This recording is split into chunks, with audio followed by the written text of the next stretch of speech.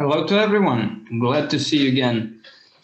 This is our third lecture in this course, and I'm happy that we will learn something new. So today we will talk about using of external sensors in GDV bioelectrography. Probably you have already heard about some of them, like Sputnik sensor, water sensor, biowell glove, that are available for anyone to buy. And we will discuss today how they should be properly used, what kind of data we will get, and how to make interpretation of this data. So all this together is the essential part of making experiments with these sensors. So let's begin. And the first reference that I want to make, and the first thing that we will talk about, is about physics. So we will have to understand what it's all about. So let's begin, and let's look at the presentation that I've prepared for these purposes. Here we are.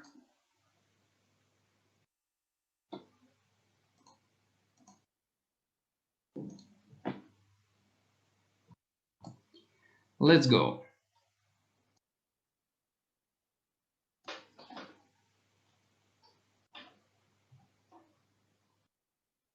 So in essence, of course, the physics of capturing and measuring fingers, or that we have already discussed earlier, or the physical principles of capturing the metal cylinder, the calibrator, are the same.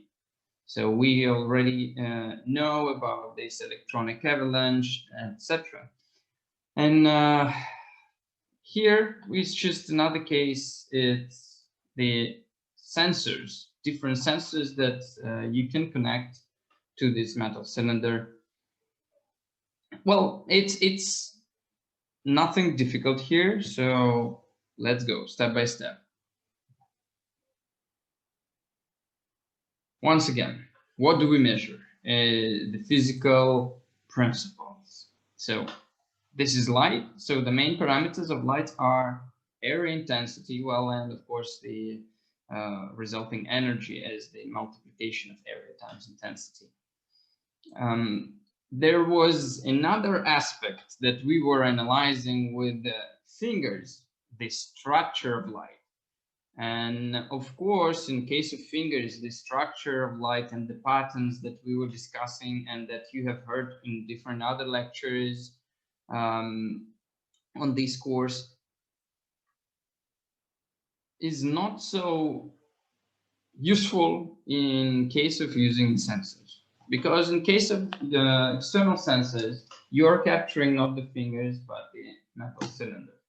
And as long as there are no acupuncture points, no energy meridians there, the glow is uniform and usual, the same around all the surface of the metal cylinder. So no need to analyze the pattern. So the only thing that is left for us are these three parameters: area, intensity, and energy. That's it. Well, this is from what we have started long ago. So we had only these parameters, but we will talk about other parameters that are being derived from this in the software.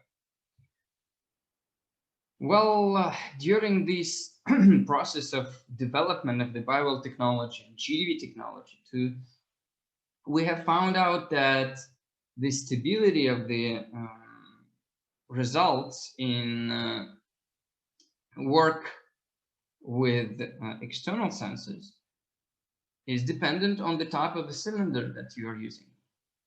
So in first models of the biowell, there was a stainless steel cylinder, and the tip of it was made from titanium. But it turned out that this titanium leaves some traces on the surface of the glass electrode, and of course it then perturbs the scans that we get. Not so good. Then we started using, because of that, simply stainless steel cylinder, and it turned out that the results and the stability of the measurement is highly dependent on the how polished the surface of the cylinder is, not only on the bottom part, but also on the walls of the cylinder. So, and we don't need excessive disturbance and variability in the signal just because of the cylinder, because that's not what we are interested in. And nowadays we have this latest model Type C here of the calibration cylinder. That is a thin metal tablet on the spring. So that's the best calibration tool insert to use for measurements with external sensors. So that's what I have here.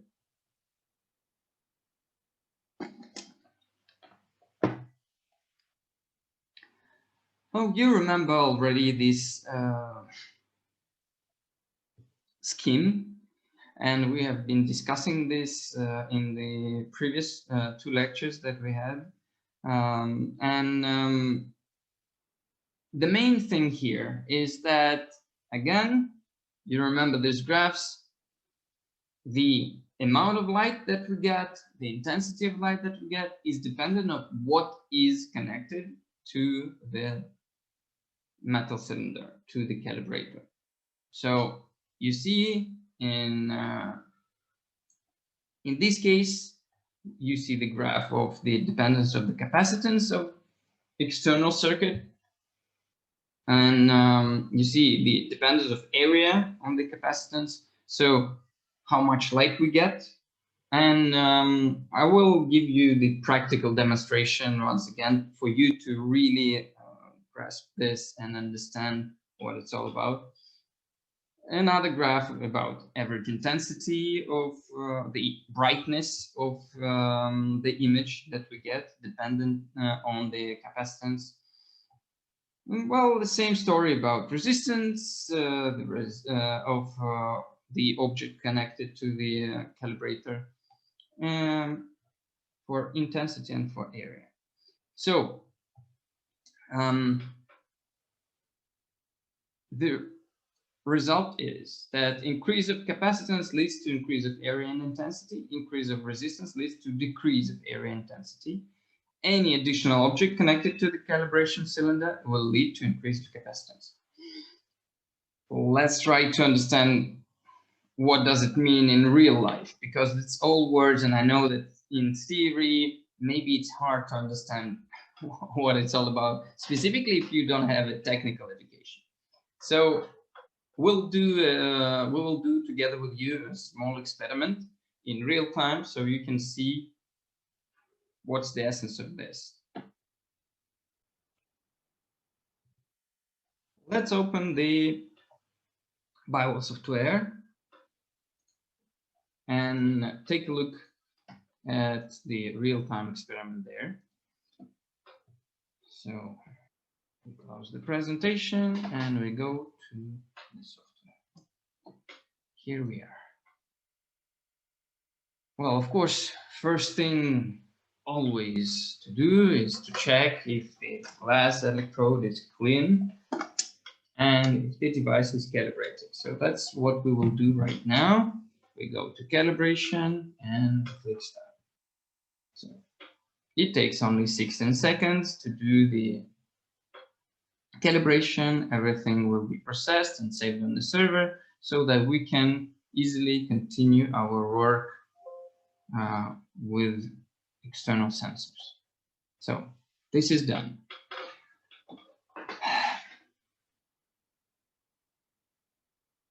Let's go to environment mode let's select that the device will be capturing every 1 second, or like maybe 2 seconds is enough for us.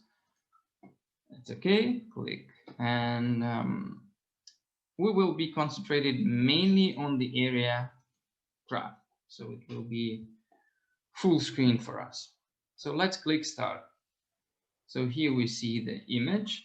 You see it's very big and bright now because the cylinder, the calibrator, is connected to the ground of the device.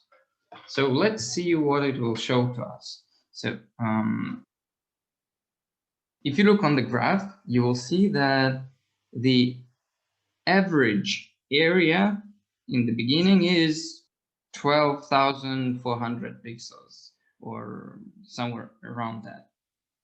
So it means the device is calibrated correctly. That's exactly 12,300 that we are tuning and during the calibration, and having it near 12,400 is almost perfect. So because 100 pixels is not a big deal in terms of the deviation from the norm. So, well, you can understand that 1% is 124 pixels. So if it's less than 100 pixels, so it's less than 1%, right? So as you see, the average is where we want it to be. And of course, depending on what is going on around, this value will be oscillating. So as long as these are electrons, this is gas discharge, it cannot be absolutely the same in a long period of time. It's impossible. Of course, it's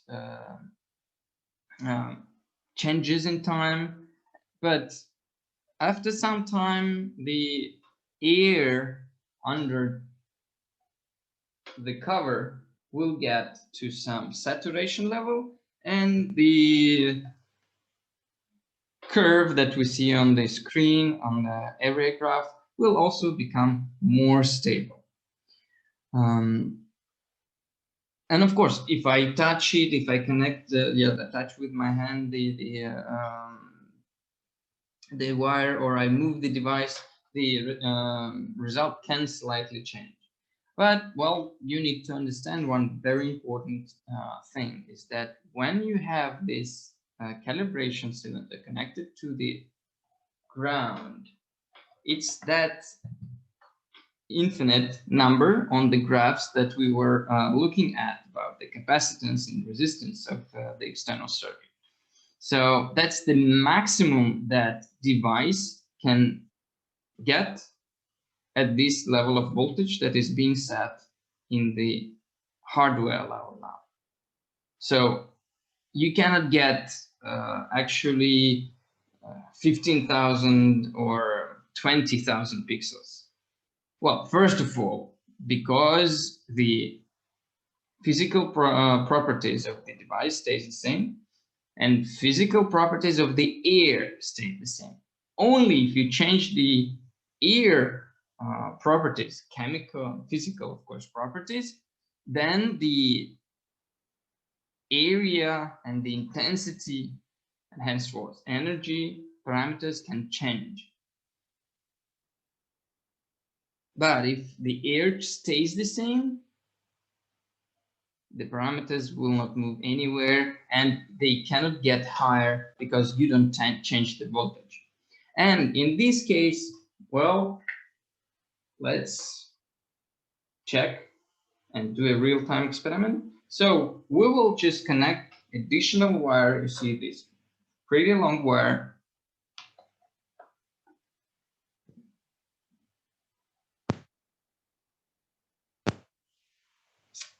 You see no reaction. Everything stayed at the same level. So just adding this long wire didn't change drastically the value. Well, you see it's oscillating still at the same region around 12,000, 12,200 pixels. No big difference. Once again, if you come back to this graph, When you look at it, you will see that after some level, there is a saturation happening. And no matter what else you connect there, what else is being placed on the electrode additionally, the number of pixels, the area will not increase. So this is the ceiling, higher than which you cannot jump at this level of voltage that is being set during the calibration. So let's return back here and make another experiment with you. So now I will disconnect this big wire additionally connected from here and from here. It's disconnected. So now I will just disconnect the wire from the earth or ground exit of the Bible device. Look where it will lead us.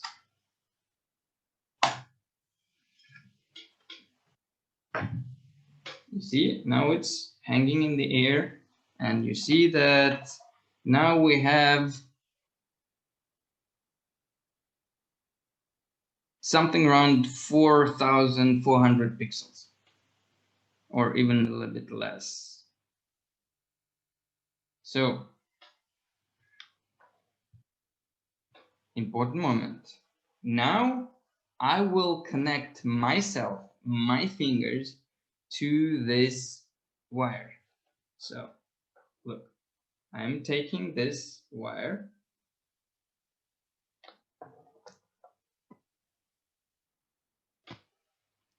You see the area has already slightly increased just because I'm touching it, even through isolation, because still even through isolation, there is an electrical capacitance that I have.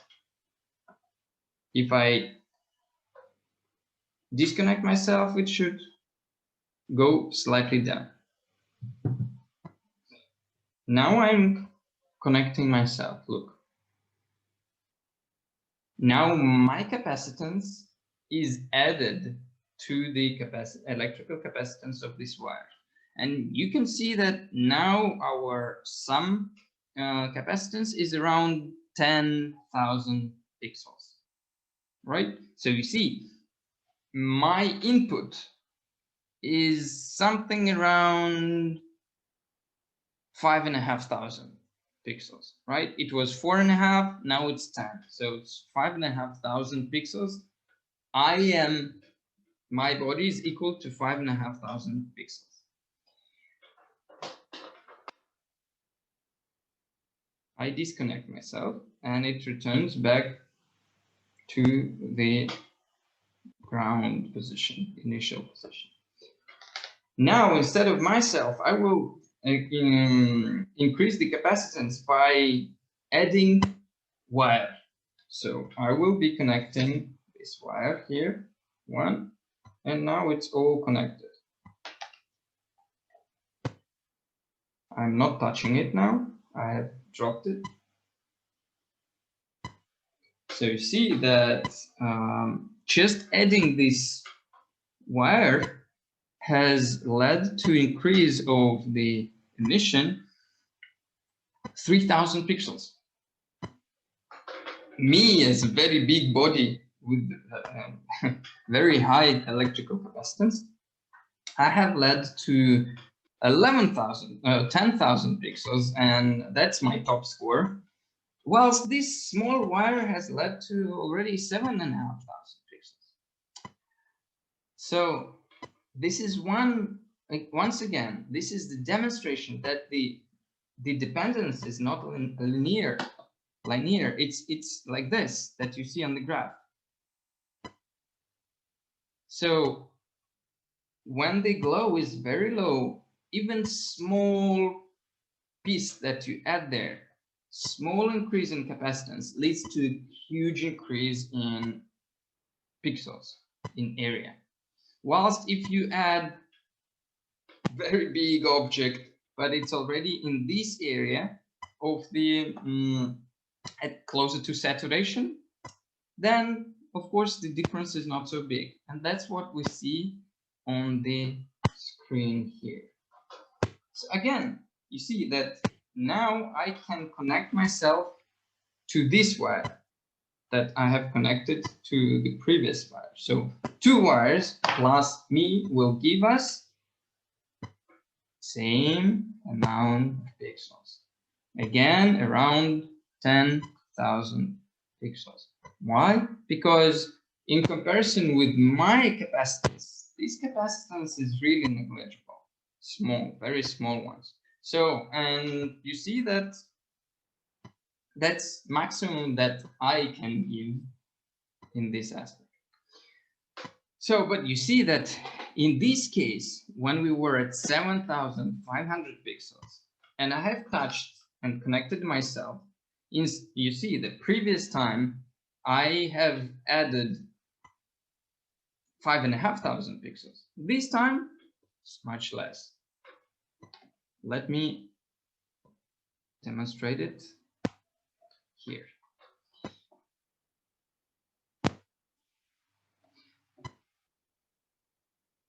As you can see, in the first case, when I touched the wire, the increase was this big, 5.5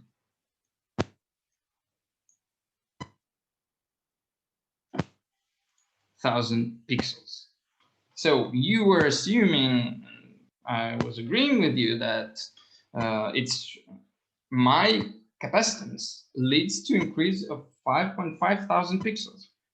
But you see that here, instead of jumping for 5.5 thousand pixels, no, in this case, it's also me. Here it's me, and here it's me. But here it's not 5.5 thousand pixels increase. Here it's from 7.5 to 10,000. It's only 2.5 thousand.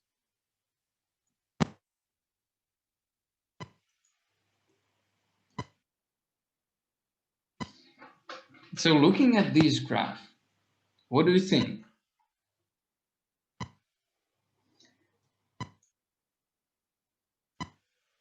In which case you're working in a more sensitive region of the equipment? Of course, when connecting some object gives you big shift. So it means that at that, when you work here, the device in the system is more sensitive than when you work here. It's almost twice less intensity. So when you're working here, that's perfect. Very sensitive position. So that's the essence of doing the experiments in terms of tuning the device to the proper level. It means that the wire that you connect to the biweld light shouldn't be very long. So if you want to put Sputnik or any other sensor several meters away, be careful with the fact that the sensitivity will decrease. Once again, if we look at the presentation here,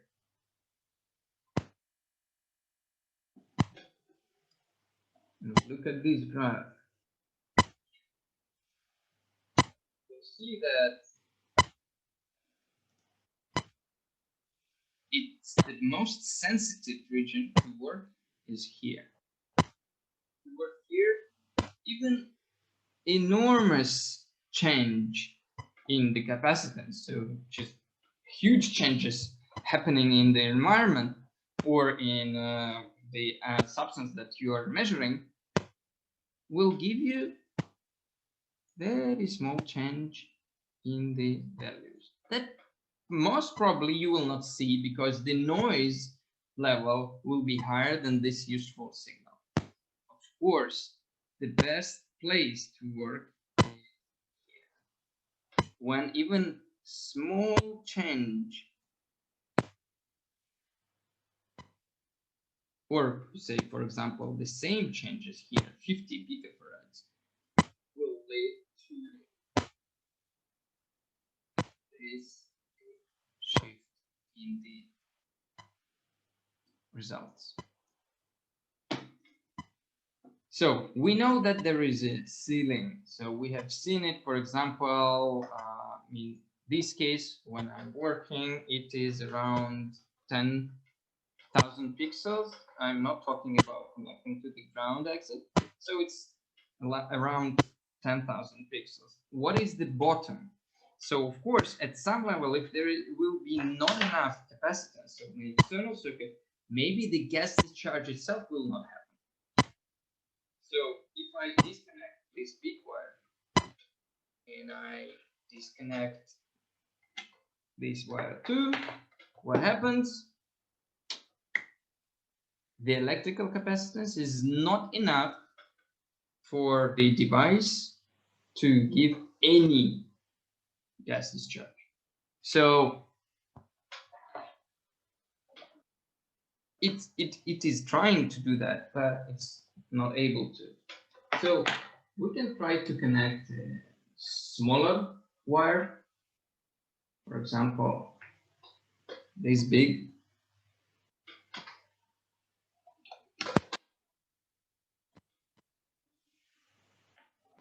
Still, it's not enough to have a gas discharge. So we'll connect the standard wire, and here we have at least some emission.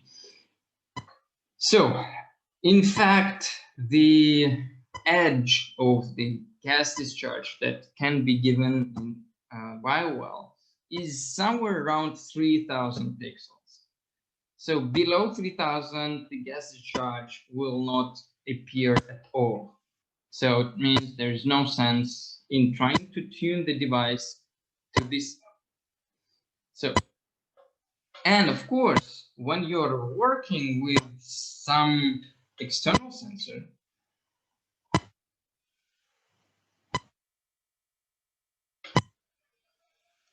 I will demonstrate it here, that if this is the floor and this is, well, that's maximum, but here is the ceiling. This is the corridor in which we can work. Yep. And of course, well, I will not recommend you to work here in this region, because if something changes, you can easily drop down to this floor level and the gas discharge disappears and goes to zero, and you lose the data. You will not see anything. So of course, it's better to have some kind of gap, some insurance that the results will be stable, and it means that you will have some distance from the floor and you will have distance from the ceiling. So approximately, I would say that one of the best options to tune your device to the level where it will give you something around 6,000 or 7,000 pixels. So in this case, if you work in this region,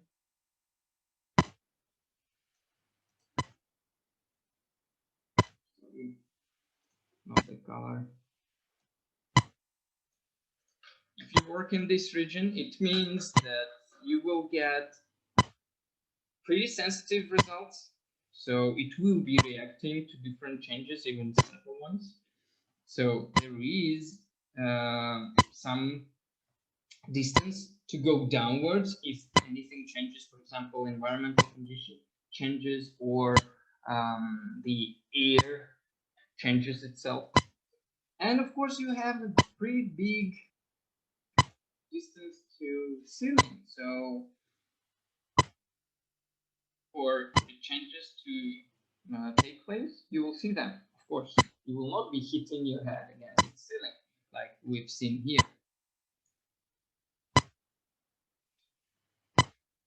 how can we get to this level when we are working with external sensors? So you see that at the present moment, when I have only this wire connected, it's something around 4,000 pixels, and it's dangerous to work at this. Of course, it's super sensitive region, but it's too close to the threshold, so it can drop down to 0.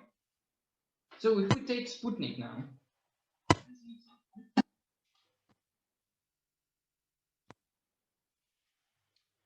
and we will connect it to the metal cylinder.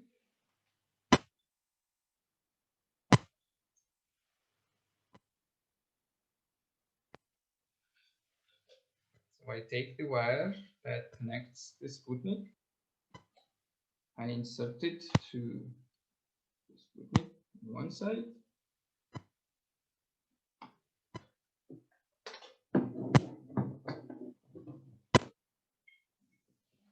and connect the other side.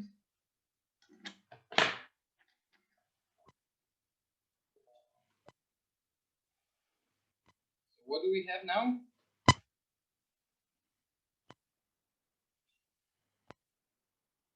We see that now the area is around 5,000 pixels. Well, you see that by changing the length of the wire that is connecting the calibration cylinder with the Sputnik, you can change this value. So for example, if you get 8 or 9,000 pixels with the Sputnik, well, one of the options is to cut the wire and decrease its length. That's not a recommendation for regular users. That's only for the experts and for researchers who are ready to, get the maximum from the system. If you see that it's not enough, so the amount that you get here is not enough, it means that you can increase the length of the wire by adding another wire, for example, by adding the wire from the calibration set. So it will be extending the length of the cord, and of course it will increase the area. So see, now it's closer to 7,000 pixels. So somewhere there around 6 is the best region to work with any external sensors. As I said, once again, tuning this can be done with the use of the changing the length of the wire, connecting that is connecting the device and the sensor. So I hope this part was clear enough, and now you understood what it's about when I was talking about increase of the capacitance when doing these kind of experiments. Let's go further to the next.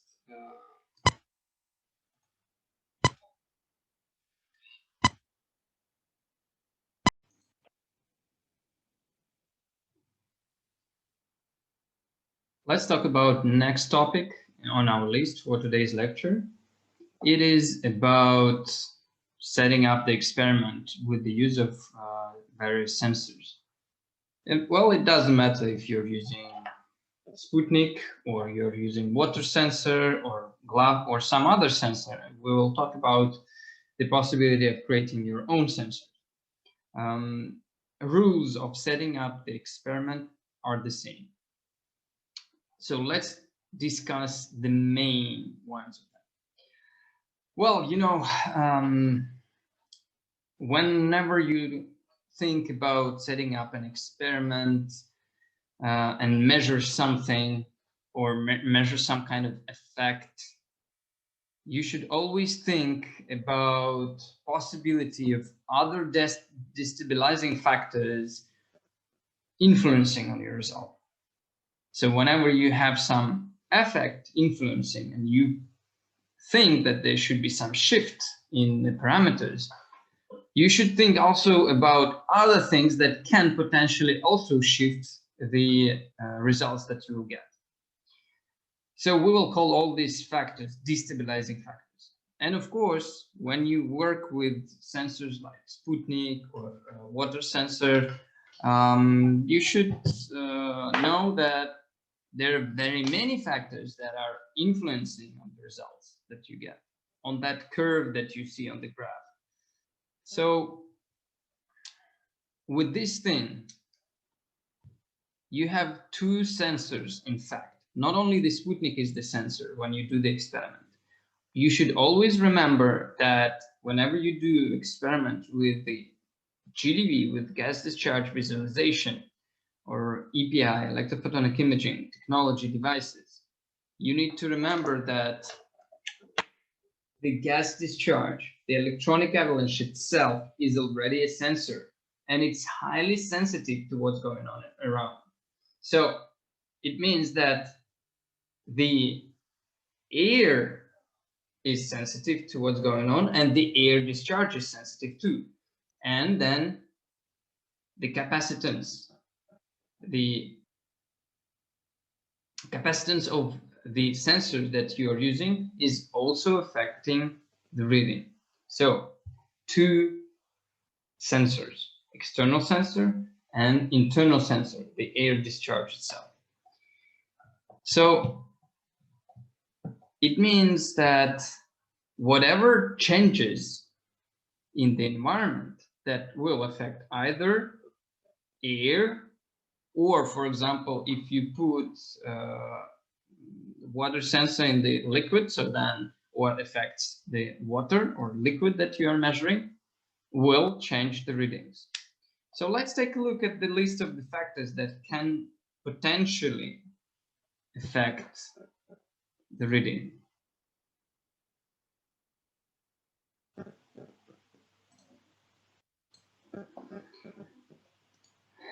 Here is the list. As you can see, well, it's a pretty big list. So chemical composition of the air is there, right?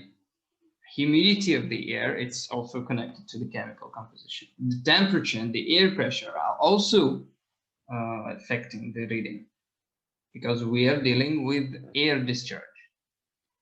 Then all the magnetic fields, they are also interfering and are also influencing on the results. Electromagnetic fields from all those different electronic devices that you have in the room where you work, they will be also affecting the reading. So, for example, if you switch on or switch off your washing machine or your smartphone, you will use it nearby the biowell with Sputnik, they will also slightly affect the reading. Different geo or technoactive zones will also affect the results. By the way, according to our experience and my personal experience, there are such places on this planet where you put the biowell device or any other GDV device and you try to calibrate it, and it's not calibrating at all. It's impossible to calibrate just because the results, the parameters are jumping up and down chaotically, and device is not able to really properly set up the voltage in order to find the proper level in order to get the normal result. So there are such geopathic or geoactive, technoactive zones in which it's almost impossible to work and calibrate the device. But you can measure them with Sputnik and see this chaos in that is happening in this place, to see what's going on there. Well, you will not find out why it is happening like that. That's a separate question, a separate story. But you will be able to find out if something is going on there. So just yes or no result. There is something or there's nothing there. It's special. Well, concentration of aryons in the air also affects the result. And the last one that you see here are those living beings, specifically people, because our intention, our consciousness is highly affecting any measurement. Well, you can read lots of literature, you can watch lots of videos online on YouTube, on different other websites about intention experiments, about interference of the human consciousness and human will with the results of the experiments. So, and it's true, our intention, our consciousness is highly affecting the results. And but beside that, there is also lots of stuff that we are emitting. We're actually emitting lots of different fields. We are emitting magnetic fields. So like this area or the hot area is emitting electrostatic fields are there. Electromagnetic fields are there too. Chemical field, because we're evaporating and we are through secretion, we are actually emitting lots of different chemicals that are floating around us too. So many things. We are also like in electromagnetic field, we can speak about the temperature, because we are also heating up the air around us too. Maybe there is some other fields that modern science is not aware of. Well, we can add there too that we are aware of, or acoustic. So vibrations are there. So we are oscillating constantly, and different parts of us are oscillating in different frequencies, and henceforth affecting the surrounding space. And second one also that I would like to add is radioactivity. So we are also radioactive beings. There is some amount of radioactivity that we emit. So all these fields are around us. So of course we are affecting the results of measurement of the space or any other electrode that you connect. Person is interfering. So you see, big list of these parameters, very big list. And of course, well, almost everyone understands that it's almost impossible to control all of them. Almost impossible. Well, you can set up lots of tools that will measure magnetic field, electromagnetic fields in this great band of frequencies that EMF is emitting. Well, radioactivity, acoustics, temperature, air pressure, humidity. Well, all of this stuff can be measured. Well, I have all the most of these devices in my lab here. So, but it's very complicated. All these devices will be interfering between each other, etc. And well, it's quite complicated to do such experiments then, because you will have to have big number of equipment. So the rule number one of doing the experiment, such experiment as we are discussing with Sputnik or water sensor glove. Rule number one is isolate the system. It means that you need to isolate the measurement system as much as you can from all of these destabilizing factors that we have discussed earlier. If it's possible, turn off all the electromagnetic devices nearby the biowell and Sputnik device when you're doing measurements with them, or water sensor, doesn't matter. Try to work in a closed environment where maximum everything should be under control. So you better watch out temperature, pressure, humidity of the air. So the chemical composition of the air, you can control in one way. Either all the doors and windows are closed, so nothing is actually changing, If you have air conditioner, unfortunately, air conditioner is affecting the reading, and you will see this uh, changes in air discharge, just because the air conditioner will be switching on and switching off by trying to attain some um, level of humidity and temperature in the room. So it's better to switch off all such equipment and isolate the place where you're doing the experiment. So you should leave only the factor that you are investigating. So if you want to see if, for example, this cup of water will react on my, I don't know, meditation, or on my, energy healing, or some abracadabra, I don't know. Everything else should be excluded. So only the factor of me and my influence should be left. So then if you see some changes in the readings, you will be sure that these changes has happened because of this influence, but not because a washing machine or some other person entering the room, or the door or window opened.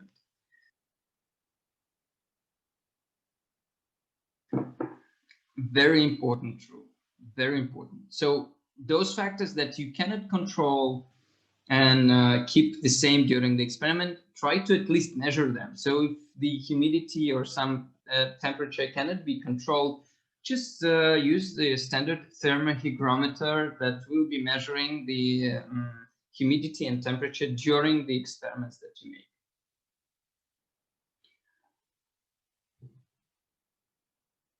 That's clear. I hope that's clear. Next thing, so is in setting up the experiment, beside the fact that it should be isolated from anything, try to make the comparison, because it's all relative measurements with the GDV, when you're doing water measuring and using the water sensors or external sensors like Sputnik or Glove, whatever. The time period of the influence that you are studying should be more or less the same as the period with which you're comparing. So there should be always some reference, because we don't have some table of norms for measurements with water or sensor, or with the glove sensor. No, it's all relative measurements, meaning that you should have some background measurements, the initial state, then there should be measurement under the effect that you are studying, and well, potentially you can have a post effect measurement after the effect, but it's up to you. So at least 2 periods of time should be compared, before the effect and during the effect, so that you take these 2 periods and you compare them between each other according to the parameters that we have, and see if anything changes. Keep in your mind that most of the measurements with sensors are about relative assessment. So it means that they will tell you if there is or there is no difference between these 2 periods, before effect and during the effect. But it will not tell you what is the meaning of this effect. So yeah, there is effect, why it is like that, and what has led to this kind of change. GDV will not tell you. So it's a separate story. It's a separate question to study, to find out what is the meaning and what kind of effect it is.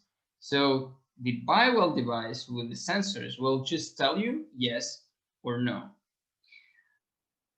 First of all, there is only one exception from this rule that I will talk about later during this lecture.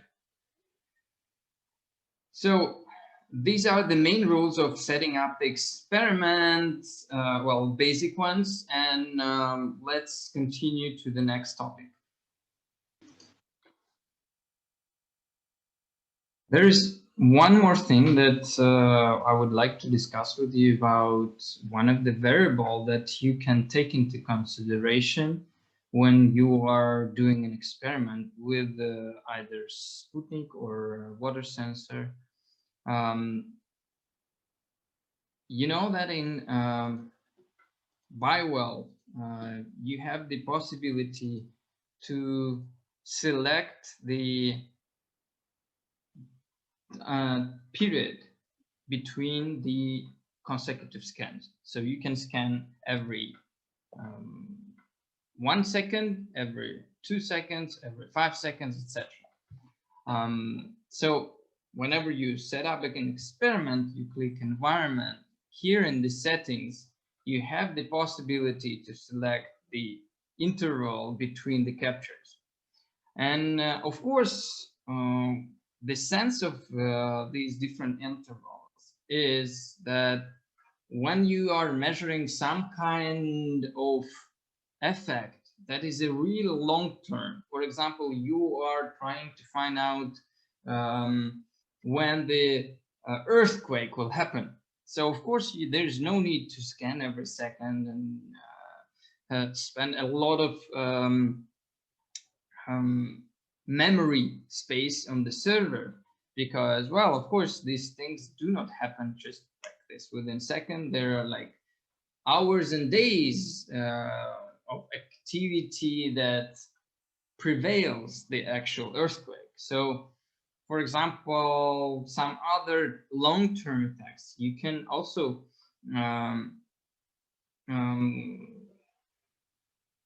study with a very long period interval between the captures. So for example, every 1 minute you can make a scan, so it means that you will have only 60 scans an hour per hour. So in this case, your amount of scans will not be enormous if you will be measuring for several days in a row. And it's not recommended to set up every interval equal to every second if you want to measure for several days. So think about it depending on the length of the experiment. Of course, you should have enough scans in order to use proper statistical analysis. We have discussed the statistics in the previous lecture, you remember, but here there's one more aspect that you need to consider and think of. You see that with GDV, you are working with the air discharge, right? So, and as I've explained earlier, the air discharge itself is a sensitive part of your experiment too. And maybe some things in air will not be captured by Sputnik, but the air will sense it and the air discharge will change. And another thing is that there is some kind of saturation of the air discharge if it happens too frequently. So it's connected to the relaxation time of different molecules of different gases that are present in the air in which you work. So when you scan every second, it means the saturation of these excited air molecules will be attained pretty fast. And then the sensitivity of the air discharge will decrease. So it's just, let's assume this is a theory, but let's check it ourselves. So from my perspective, when you scan too fast with too many scans per second, then the sensitivity and the variability of the signal decreases and it becomes almost non-sensitive, and plain. Whilst if you will have it every 5 or every 10 seconds, then the variability will be higher and the sensitivity too. So let's check this. And in order not to waste time on this lecture, because it's too hard to integrate everything in it, because it's only 90 minutes that we have, I will show you the results that of the experiments that I've made earlier. So we have made the experiment every 2 seconds interval, and then there are 2 experiments more that I have added here with 10 seconds interval and with 1 second interval. So you can see that this green line that you see here is the experiment that we were doing previously with you, touching the electrode, connecting it to the ground, adding wires, etc. So that's why it's jumping up and down, right? But for us, you see the zero when we disconnected everything from the metal cylinder. But for us, what's more important here is the deviation.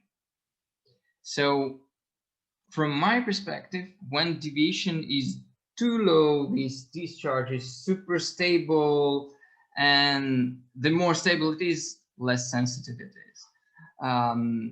Here we look at area and the deviation of area. So I will just change slightly the scale. So you see I click on the y-axis of the deviation, and I've changed the maximum of the axis so that I will see the actual numbers here. So orange line is measurement with interval equal to 10 seconds. Green one is what the experiment that we've done in real time together with you earlier. It's 2 seconds interval, and the blue one is 1 second interval. And as you can see here, we will make it like this. And now I will make a screenshot for better analysis. So take a look. The average value for the deviation when it's 1 second interval is here. So around 90 pixels. Of course, it's area, it's in pixels. The average for 2 seconds interval is already slightly higher. It's closer to 150, well, somewhere here. And here you see the average of the measurement when it's 10 seconds interval. And as you can see, it's closer to 300 pixels. So from my perspective, when you have longer period interval between the captures, the system becomes more stable, more flexible, and reacts on more things so that you can see more things. Whilst if it scans every second, it becomes non-sensitive and it's almost plain line and it doesn't react on many things. So with 1 second interval, most probably you will not see many interesting effects that you want to study. According to the recent experiments that we've made, me and some of our distributors and researchers worldwide, is that it's better to stay somewhere in here. So sometimes 10 seconds interval is not needed. Even working with 5 seconds interval is already a good thing. And the sensitivity of the system is pretty good. So that's also a recommendation. It's nothing that I would say that's the only way to go. as long as you're going to become an expert in bioelectrography, you need to know all these peculiarities and these small details. And you need to understand that the interval between the captures is an important factor that you need to consider when doing the experiments. So let's continue with our investigation of this topic. And next topic that I would like to share with you is some examples of the experiments that we have already made. Okay, so just briefly going through these different spheres of application. Let's go.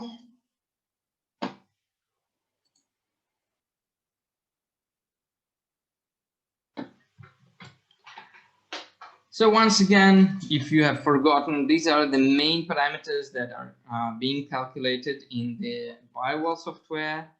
And well, in any digital photography, kirlianography area, it's number of pixels, intensity, the brightness of these pixels. If you multiply them, you'll get overall energy of this discharge. Then the deviation of area, and also the entropy parameter that is actually based on the deviation of area. So it's just next level of data that is showing you the time when the deviation is changing. So it's not standing on the same spot, but it's changing. Then the entropy is also going up or down from 0. So for example, if the standard deviation is stable, so 200 pixels, and doesn't change, entropy will be 0. So means nothing is changing. But if deviation will start increasing, then the entropy will go up.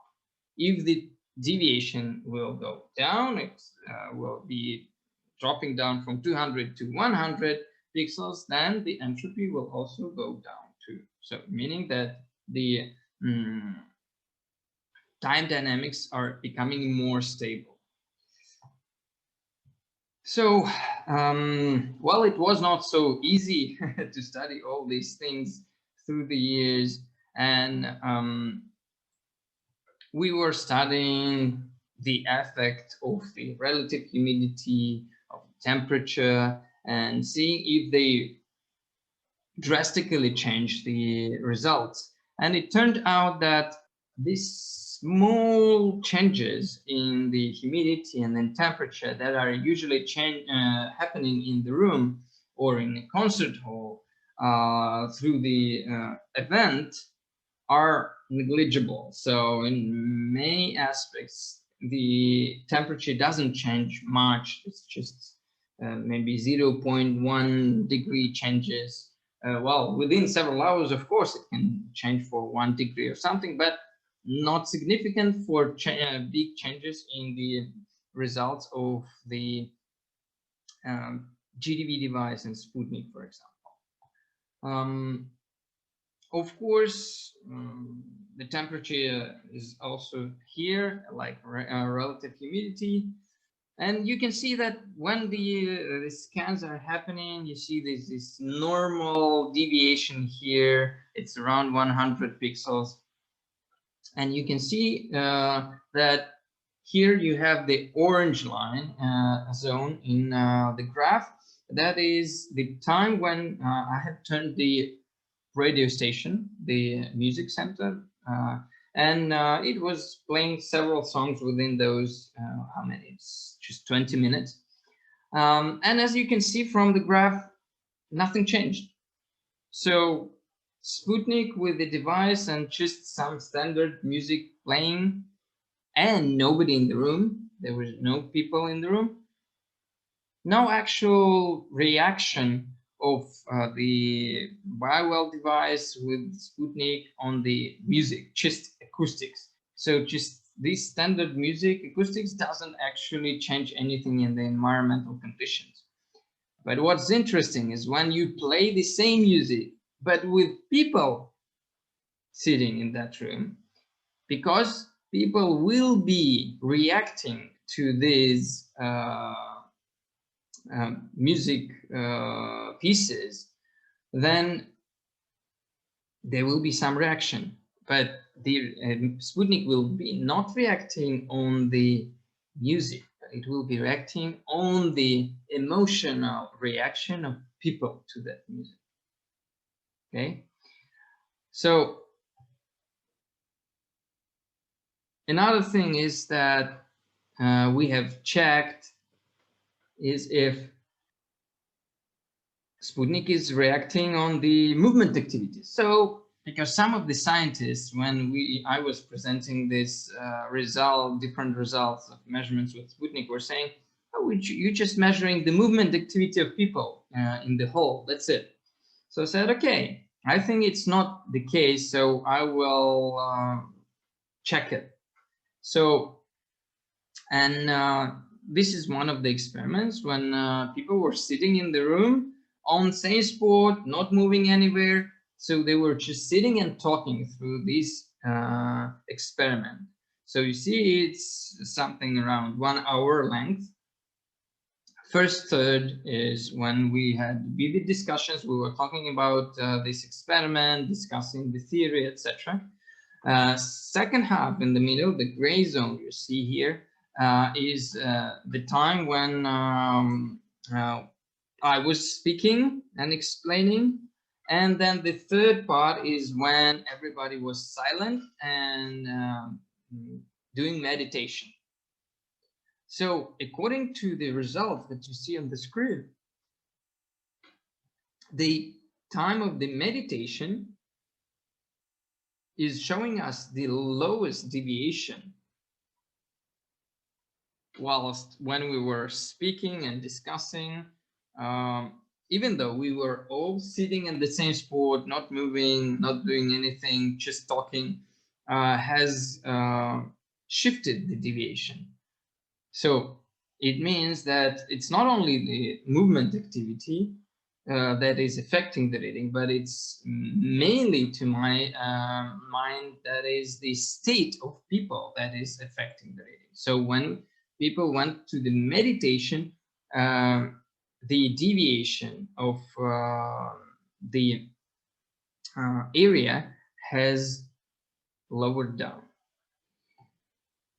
Well, you don't need to trust all these experiments from just for my word. You can do it yourself. It's easy to really make these experiments in BioWell nowadays. We were also doing measurements during different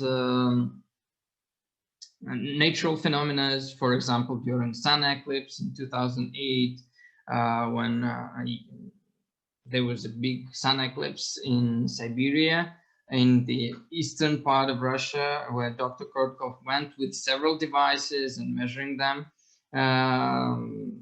during these several hours. And as you can see, the variability of the signal before the sun eclipse is much higher than the variability afterwards.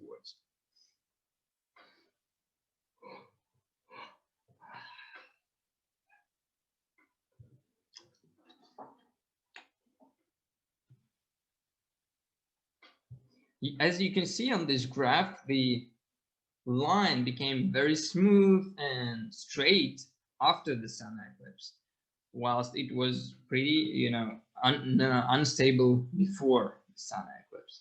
And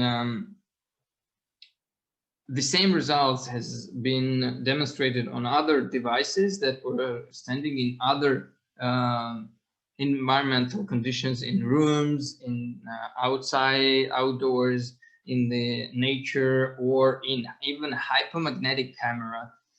So in all of these cases, we have seen that the variability of the results were higher before the sun eclipse. Here it's the sunset monitoring. So you can see here the area in time. So it's around 2.5, like 3,000 pixels here. So it's really the edge of the gas discharge, the most sensitive band of the area. And as you can see, there is a small gap here in the readings at the time between 1927 and 1937. So 10 minutes. It's exactly the time when sun was going down and crossing the horizon. And one of the hypotheses was that maybe that's because of the luminosity, the brightness of the light at that moment. Well, of course, my device was standing in the shadow at that time, but anyway, the brightness was higher before the sunset. True. And I've measured the luminosity. As you can see on this graph, the average intensity didn't really react on the sunset, so the area is more sensitive parameter. And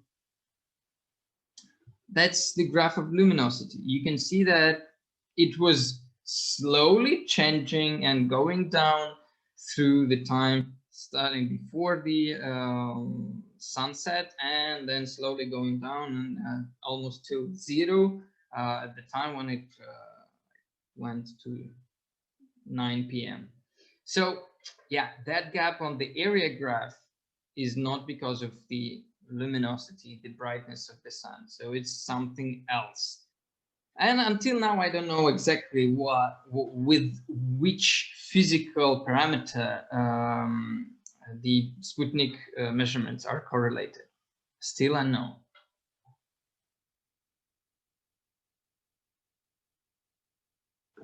So beside measurements with different atmospheric or natural phenomena, and geopathic zones, etc., one of the most interesting things is the registration of emotions.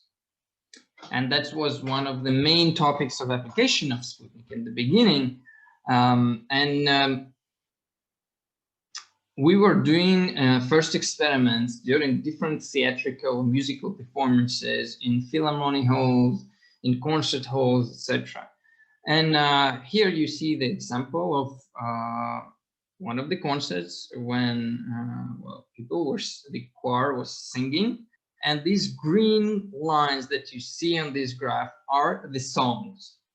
So second graph is showing the time when everybody has left the hall, so it's all finished. So it's the blue part of this graph is when almost nobody's in the room. So for us, it's some kind of a background reference measurement with which we will be comparing others. And if we look at the deviation of the signal, we will see that in the beginning of the concert, the deviation was highest. So people were excited about coming to the concert, and listening to the first two songs was the most emotionally rich moments during the concert. But you see that slowly it's going down, and to the end of this first half of the concert, well, people were slightly tired. And look at the blue bar. The deviation has become almost the same as there's no one in the room, meaning that people were not reacting in any way to what's going on the stage. But you see that the last four columns that you see on the graph, these four bars are of the second half of the concert. So people went for a tea break, took some coffee, a little bit refreshed, and you can see that again the emotional reaction to this, the excitation went up again in the beginning, but then again you see that it was slowly going down. But what's interesting, the second half of the concert was shorter, so less songs were there, and well, people has not got too tired at the end of the concert. So the overall impression of the concert was good. Even though that you see at the end, the second half of the first act of the concert, well, you see the deviation was very low. So from our perspective, this is showing us the emotional reaction, the excitation level of the audience to what's going on in the room. Another experiment that Dr. Kortkov has made on Baikal Lake together with Masaru Emoto, who was conducting a ceremony of blessing the water there.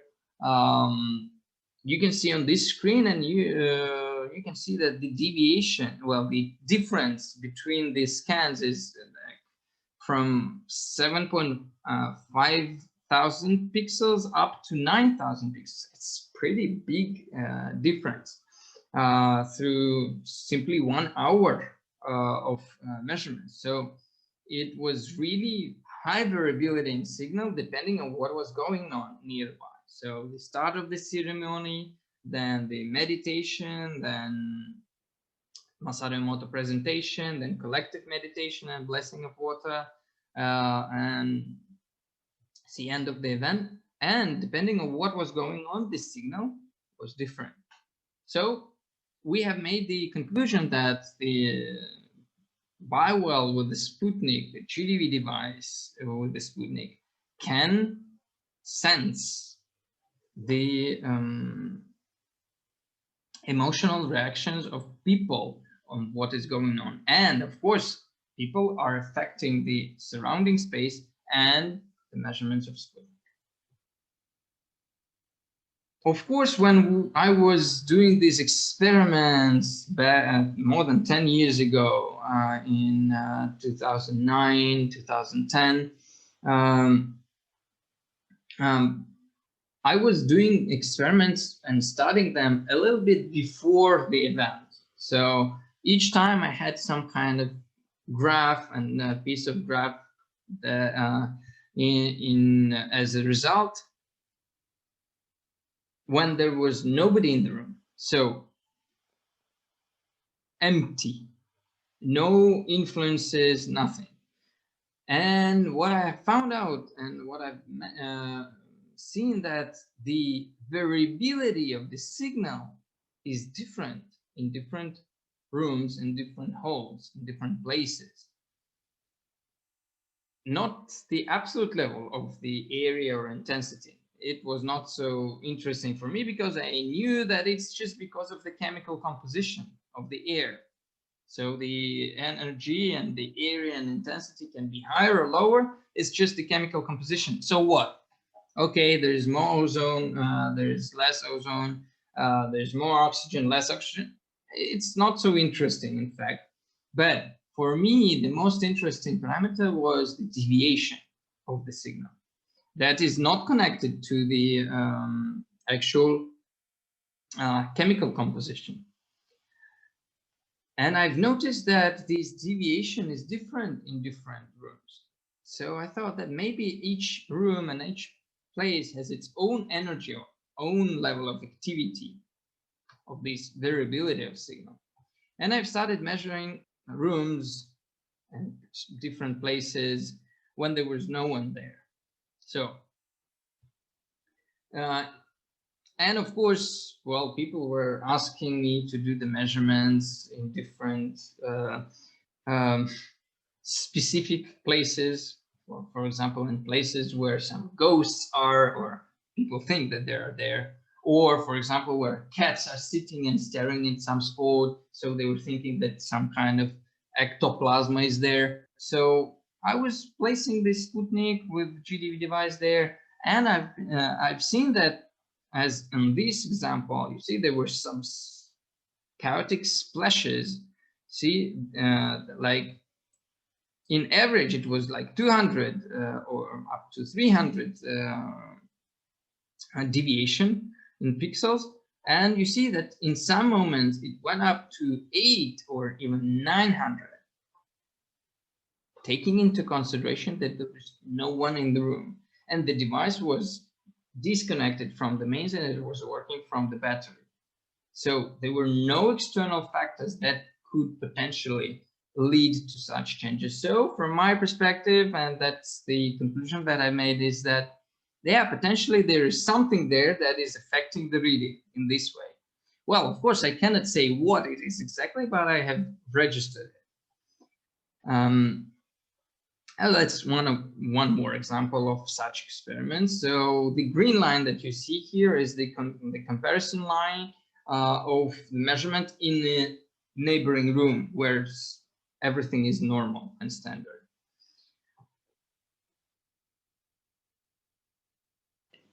Just calm place where nothing is happening. So you see this is oscillation. So the average is around 120 pixels.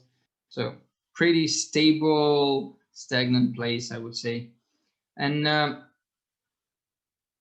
different places, different rooms in one apartment. So, but you see that in the overall, the average value is almost the same within 2 hours of measurement. And here is an example of measurement of the same sport in the same room in different time of the day, different days of the week, different months, or even different seasons in a year. And as you can see, if nothing is really changing in this place, it's pretty straight and not changing. You see that it is oscillating around 190 pixels value. So nothing special is going on there, and the results are pretty reproducible. So by collecting these all measurements, I was getting more and more statistics and more data, and I was thinking that I didn't like to tell that it's the energy that we are talking about, because energy cannot bear any information. The energy cannot be good and energy cannot be bad.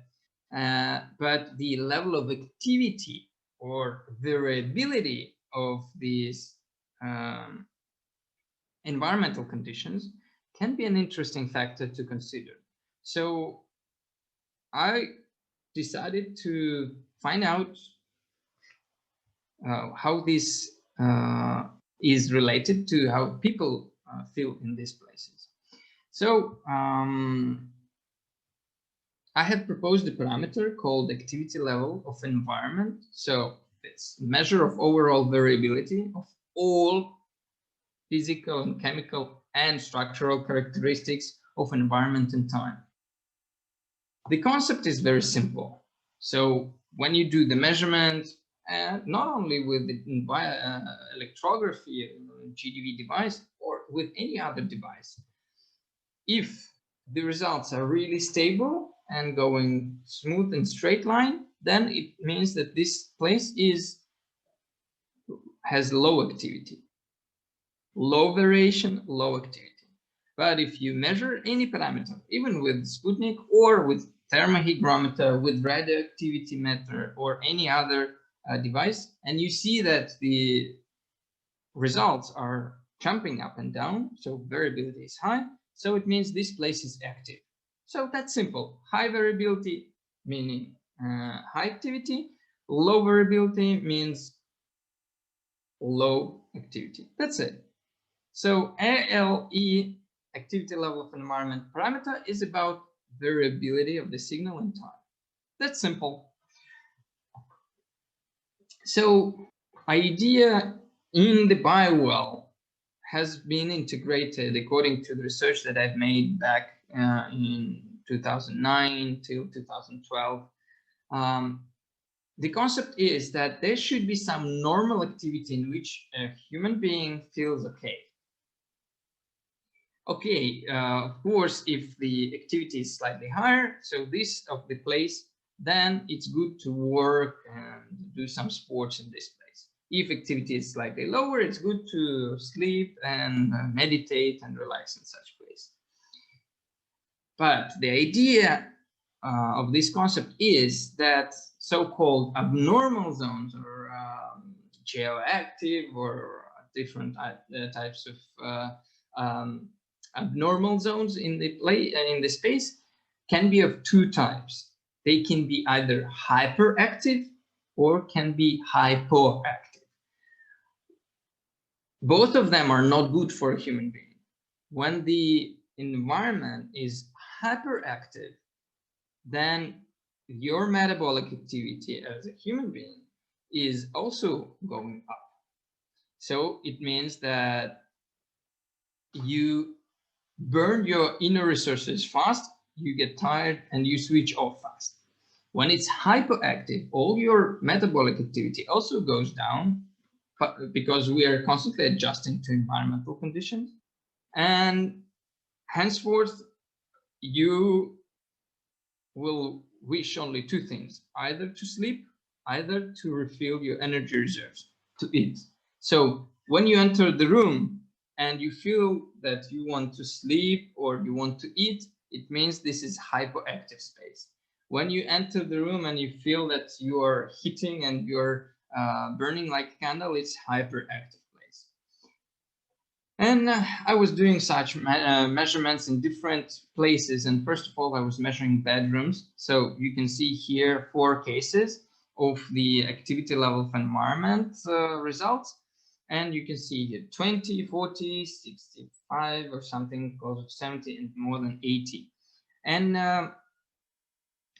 I was comparing these measurements with the state of people who are sleeping in this place. So I was measuring the energy level in the beginning and then comparing before they get asleep in the evening. And then I was measuring them right after they wake up, and I was comparing them.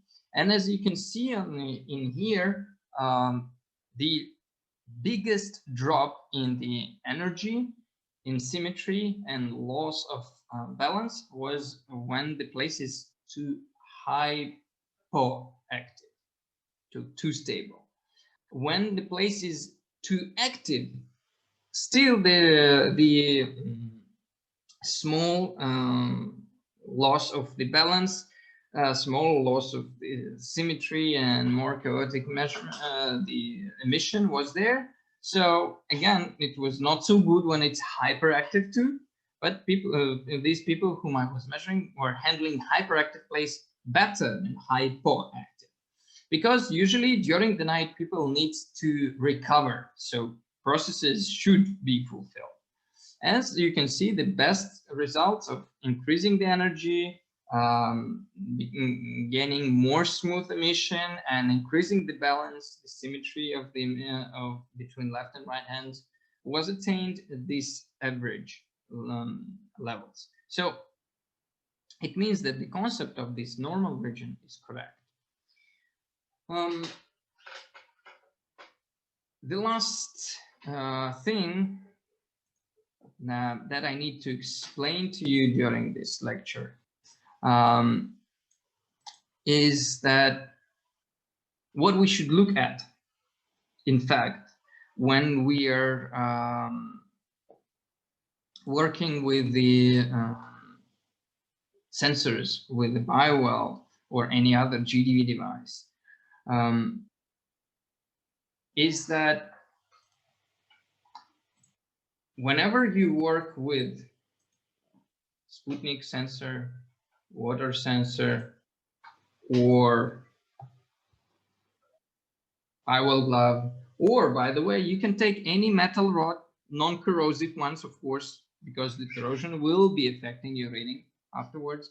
You can connect such metal rod to the metal cylinder,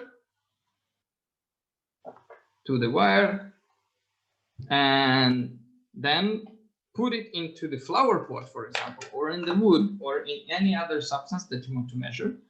And the result will be connected with the state of the substance of this material in which you will connect this electrode. So like with the BioWell glove, you can connect it to the acupuncture points or some specific points on the body of the person, or you can wear the glove on the hand. So whatever happens with the person and affects the state, physical and chemical process of the hand will, of course, affect the result. Main thing here, main thing to remember is that, once again, I was telling you about this earlier during this lecture, is that only the activity level of environment only this parameter has norms and has interpretation that is integrated into the software. So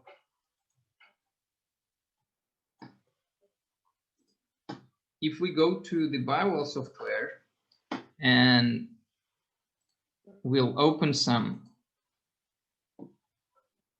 scan that we've made, and we go to statistics, we will add the labels, for example, at the beginning, and we will add a label number 2, well, for example, in 15 minutes, or how many minutes we have. Okay, and we close. So now we have 2 labels, and we can calculate the results. So you can see that this is the first column is from label number 1 till label number 2. Second one is from 2 till the end. And on page number 1, you will see the area. So it's 7,691 in average. So the end is lower. Then next graph, next page gives you the intensity. So it's 90.5. Third page gives you the energy. So the multiplication of the area times intensity times correction coefficient. Fourth page is the deviation of area. So it's 3,000 pixels deviation. Of course, it's so high just because we were touching and not touching the wire, etc. We were doing experiments. It's abnormal to have such high deviation in normal conditions. Fifth page will show you the average entropy through the experiment.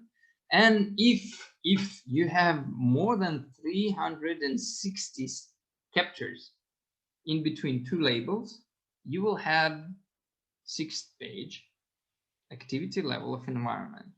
And you will have this colorful table at the bottom that will give you the interpretation of this parameter depending on what you get. My recommendation is really not to make experiments with 1 second interval, because then most of your ALE values will be very low. And it's not because the place is really super stable, it's just because of the saturation of the air discharge. So my recommendation is to make measurements with at least 5 seconds interval. Then the ALE parameter will be more correct in terms of the interpretation of that table integrated at the bottom.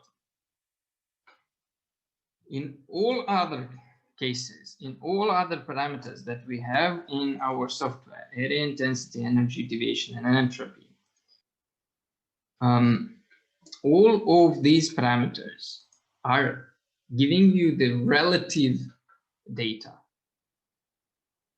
So the essence of this technology, when you're working with the external sensors, is for relative measurements.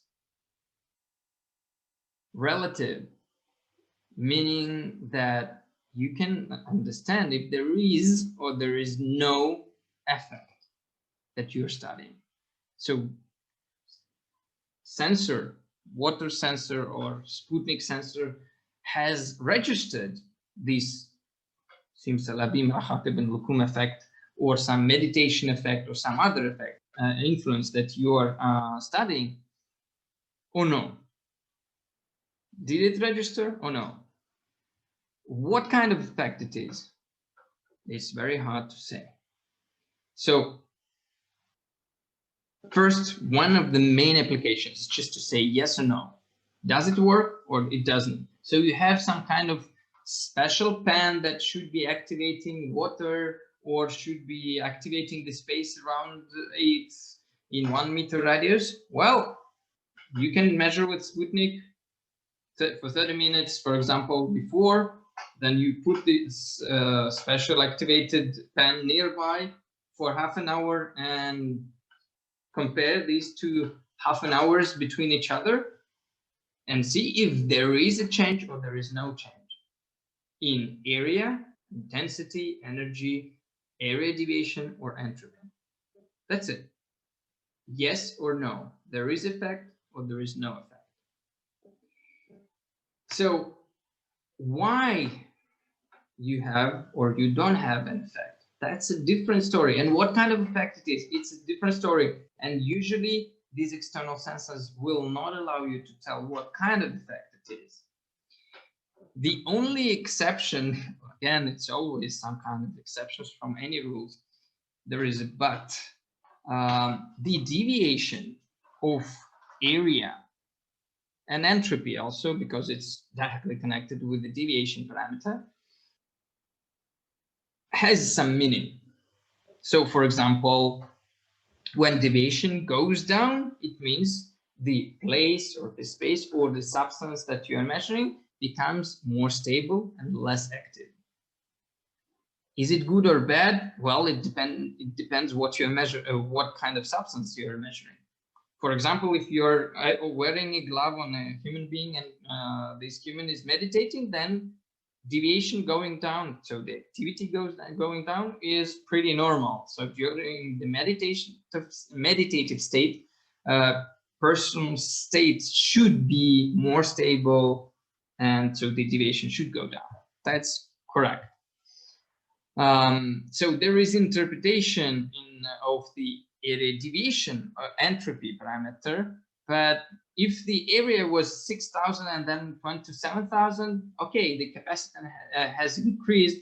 Well, why it has got increased? What was the reason of that? Unfortunately, you don't know, so it's only yes or no. There is effect, there is no effect. What kind of effect? You have to study with some other means, depending on what kind of experiment you are making. You should remember that when you are trying to measure some water,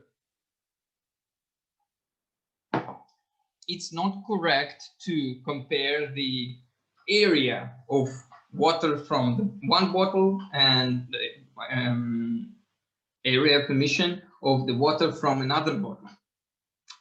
Because, of course, chemical composition is different. And that's why the area, intensity, and energy is different.